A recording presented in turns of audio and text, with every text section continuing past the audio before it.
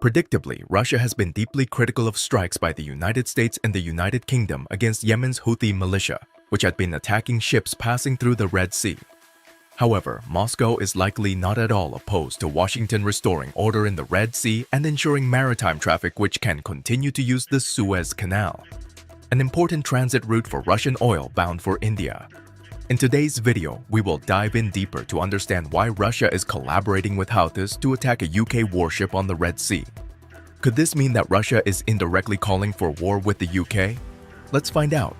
According to the Red Sea crisis, which began on the 19th of October 2023, when Yemen's Houthi movement initiated a series of attacks targeting southern Israel and the ships in the Red Sea it claimed were linked to Israel. During the crises, Russian officials responded angrily to the news of the US and UK attacks on the Houthis. President Vladimir Putin's spokesman Dmitry Peskov said they were illegitimate. State Duma Speaker Vyacheslav Volodin called for US President Joe Biden to face criminal proceedings. And the Foreign Ministry requested an urgent UN Security Council meeting. Indeed, it's difficult to imagine Moscow reacting in any other way. US-Russian relations long ago became a zero-sum game, which means every move by Washington is automatically condemned by Moscow. However, during the Israel-Hamas war, the Houthi movement in Yemen, aligned with Hamas, launched attacks targeting Israel. They employed missiles and unmanned aerial vehicles, UAVs, some of which were intercepted by Israel over the Red Sea using the Arrow missile defense system, while others fell short of their targets or were intercepted by the United States Navy, the French Navy, and the Israeli Air Force. Houthi militants have also fired on merchant vessels of various countries in the Red Sea off the coast of Yemen, in the Bab el-Mandeb Strait, a choke point of the global economy. This resulted in hundreds of cargo ships and tankers being rerouted around the southern tip of Africa to avoid the attacks in the Red Sea. Recently, the United States has struck Houthis 7 times since launching its first series of strikes alongside the British military on the 11th of January. During an interview with the RTL and NTV television channel, a member of the Ansar Allah Politburo named Mohammed al-Bahiti said the Chinese and Russian ships are not in the crosshairs. They are not their targets. As well as German vessels, according to al-Bahiti, this applies to ships that are not linked with Israel's Zionist regime. At the same time, the Houthi official said that the rebel movement would expand its military actions after the United States and United Kingdom strikes on targets in Yemen. Attacks are possible on warships as well, he warned. Our military operations will continue until the genocide in Gaza is stopped and until the population receives food, medicine, and fuel. Our goal is not to sink cargo ships, but rather to force them to change their routes to increase companies' economic losses, he added, saying that this is meant to increase pressure on Israel. The Houthis, led by spokesman Mohammed Abdel Salam, met with Deputy Russian Foreign Minister Mikhail Bogdanov to discuss US and UK strikes on the Houthis and the ongoing conflict in Gaza. Salam said on X Twitter that it was a bid to get Russia to increase pressure on the US to stop the aggression on the Gaza Strip and deliver humanitarian assistance there rather than militarize the Red Sea. During the talks, Moscow strongly condemned the American and British strikes against Houthi military bases across Yemen. They blasted the aerial attacks as capable of destabilizing the situation on a regional scale. Following the incident, the Houthis reportedly raised concerns about the Western interventions in the Red Sea and called for closer coordination with Russia to address the situation.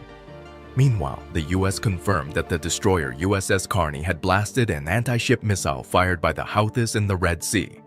Earlier this week, another US ship, USS Gravely, shot down 3 anti-ship missiles that were fired toward a container ship.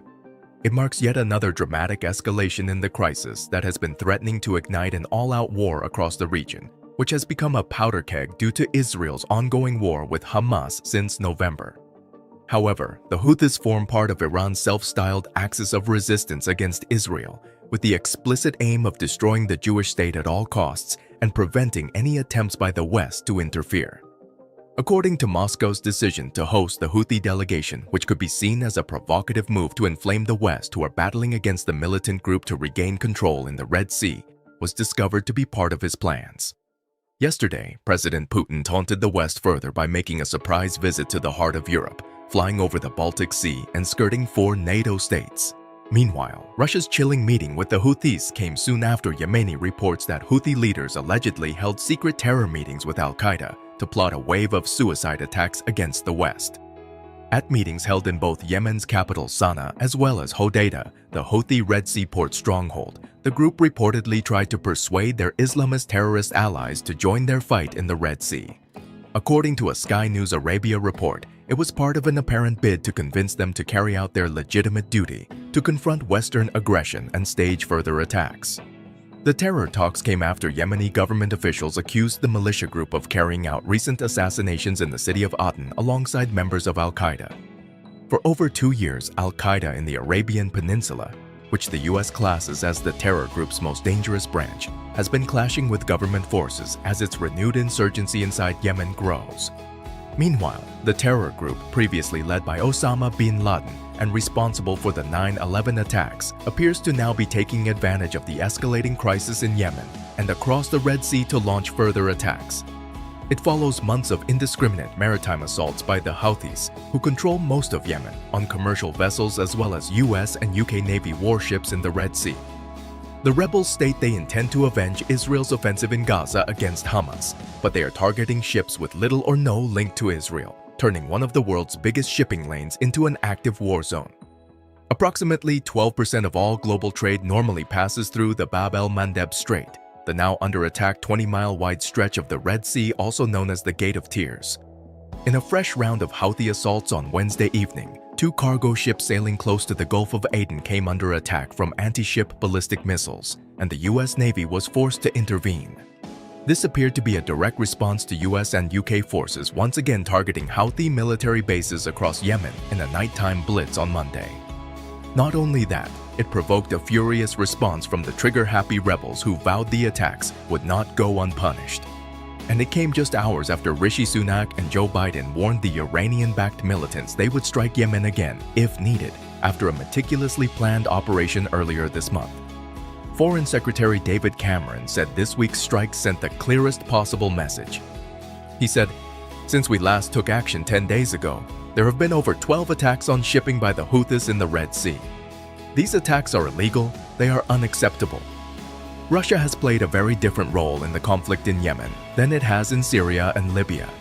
In Syria, Moscow has joined forces with Iran and its various Shia militia allies to defend the Bashar al-Assad regime against its opponents.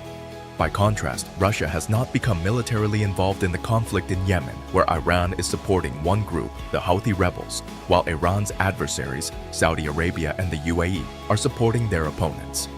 However, even though Moscow may not be militarily involved in Yemen, does not mean that Russia is uninvolved. A US military official confirmed the vessel was struck by a single anti-ship ballistic missile fired from Houthi-controlled Yemen.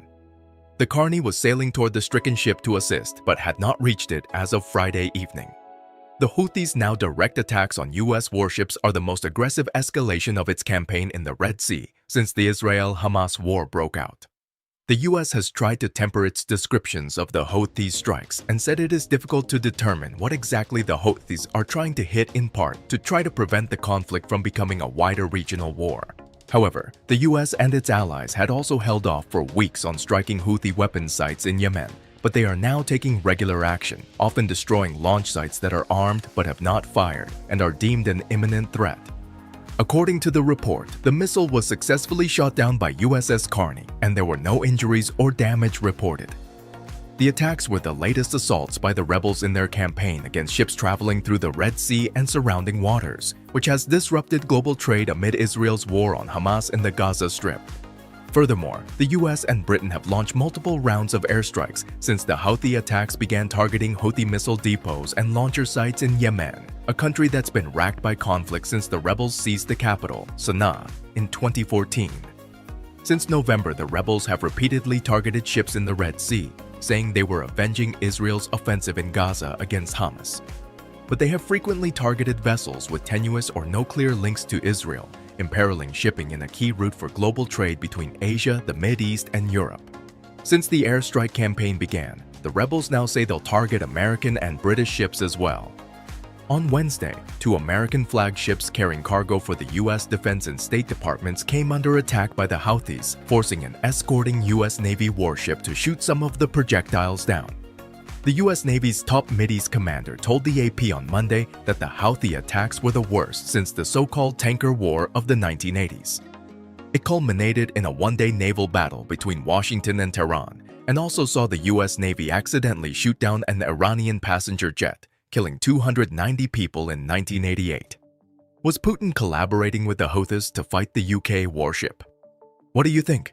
Drop your comment below.